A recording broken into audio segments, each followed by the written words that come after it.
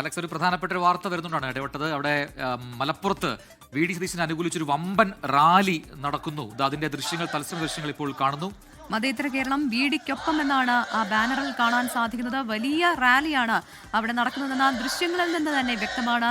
കൂടുതൽ വിവരങ്ങളുമായി നിഖിൽ പ്രമേഷ് ചേരുകയാണ് മലപ്പുറത്ത് നിന്ന്. നിഖിൽ, ആ റാലി ഇത് നടത്തുന്നത് ആരുടെ നേതൃത്വത്തിലാണ്? ഇത് പ്രവർത്തകർ നടത്തുന്ന റാലി മാത്രമാണോ?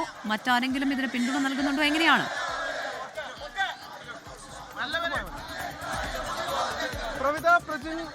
വലിയ ആവേശത്തിൽ കോൺഗ്രസ് പ്രവർത്തകർ, സാധാരണക്കാരായിട്ടുള്ള ആളുകളാണ്. നമുക്ക് കാണാൻ കഴിയുന്നവരൊക്കെ തന്നെ സാധാരണക്കാരായിട്ടുള്ള നൂറുകണക്കിന് പ്രവർത്തകർ ചേർന്നുകൊണ്ട് മതേതര കേരളം വീടിക്കൊപ്പം എന്ന ഫ്ലക്സ് ബാനർ ഉയർത്തിക്കൊണ്ട് നഗരത്തിലൂടെ ഇപ്പോൾ പ്രകടനം നടത്തുന്ന ഒരു കാഴ്ചയാണ് നമുക്ക് കാണാൻ കഴിയുന്നത്. ഇവരെല്ലാവരും തന്നെ മറ്റൊരാളെ മുഖ്യമന്ത്രി സ്ഥാനത്തേക്ക് പരിഗണിക്കില്ല എന്നുള്ളതാണ് ഇവരെല്ലാവരും പറയുന്നത്.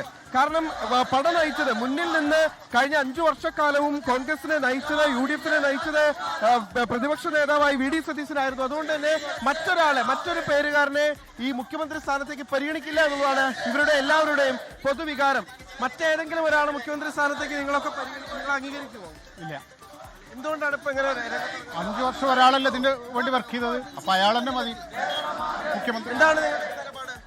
തീർച്ചയായിട്ടും നമ്മുടെ കേരളത്തിൽ ഇന്ന് ഈ ഉഗ്രഹം വിജയത്തിന്റെ പിന്നിൽ വി ഡി സതീശൻ എന്ന കരുത്തറ്റ നേതാവാണ്. ഞങ്ങളെ പോലത്തെ യൂത്തിന്റെ ആവേശമാണ് സതീശൻ.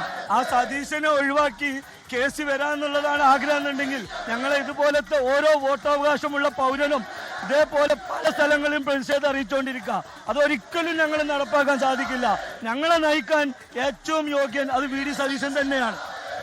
വി ഡി സതീശന്റെ ഒരു വികാരമാണത്.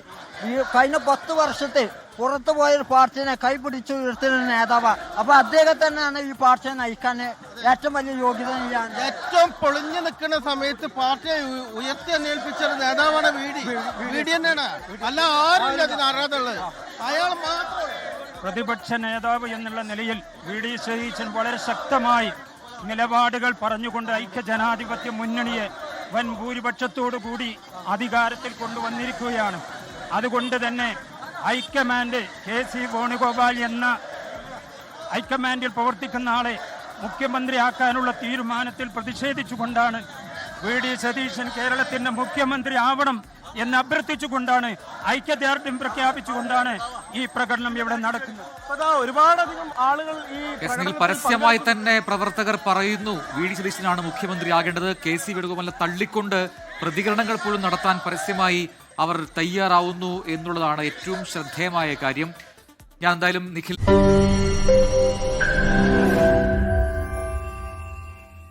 ലോകത്തെവിടെയായാലും ഏത് സമയത്തും 24 വാർത്തകളും ഓഗ്മെന്റഡ് റിയാലിറ്റി പാക്കേജുകളും എക്സ്പ്ലെയിനറുകളും വിശദമായി കാണാൻ ഞങ്ങളുടെ YouTube ചാനൽ നിങ്ങൾക്ക് സബ്സ്ക്രൈബ് ചെയ്യാം.